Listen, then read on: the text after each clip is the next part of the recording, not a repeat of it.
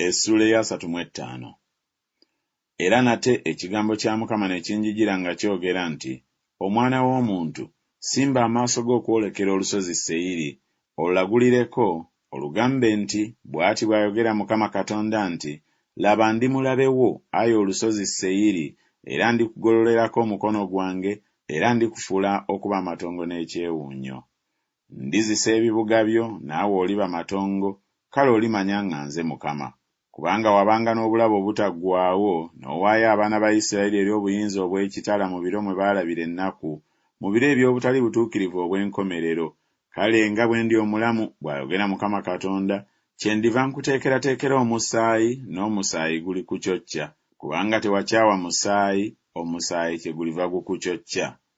Bwe ntyo ndifuula olusozi Seyiri okuba ekyewuunyo n'amatongo, era ndimalawo okwo oyo ayitamu n'oyo akomawo. Era ndijjuza ensozi zaayo abaayo abattibwa n'ekitala baligwa ku nsozi zo, ne mu biwonvu byo, ne mu nsalosalo zo zonna ez'amazzi. Ndikufuula amatongo agataliggwaawo, so n'ebibuga byo tebirituulwamu. Kale mulimanya nga nze Mukama. Kubanga wayogera nti, amawanga gano gombi n'ensi zino zombi biriba byange, naffe tuligirya, naye Mukama yali eyo. Kale nga bwe ndi omulamu, bw'ayogera Mukama Katonda, ndikola ng'obusungu bwo bwe buli era ng'obuggya bwo bwe buli, bwe walaga okuva mu kukyawa kwe wabakyawa, era ndyemanyisa mu bo bwe ndikusalira omusango. Kale olimanya nga nze Mukama mpulidde okuvvoola kwo kwonna kuwavvoola eri ensozi za Isirayiri ng'oyogera nti, zirekeddwawo, ziweereddwa ffe okuzirya.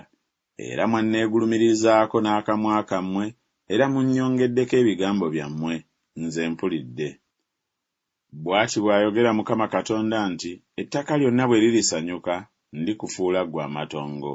Nga bwe wasanyukira obusika obw'ennyumba ya Isirayiri kubanga bwafuulwa amatongo, bwe ntyo bwe ndikukola ggwe, oliba ng'ofuuliddwa amatongo, ayi olusozi Seyiri ne Edomu yonna bwe yenkana, kale balimanya nga nze Mukama.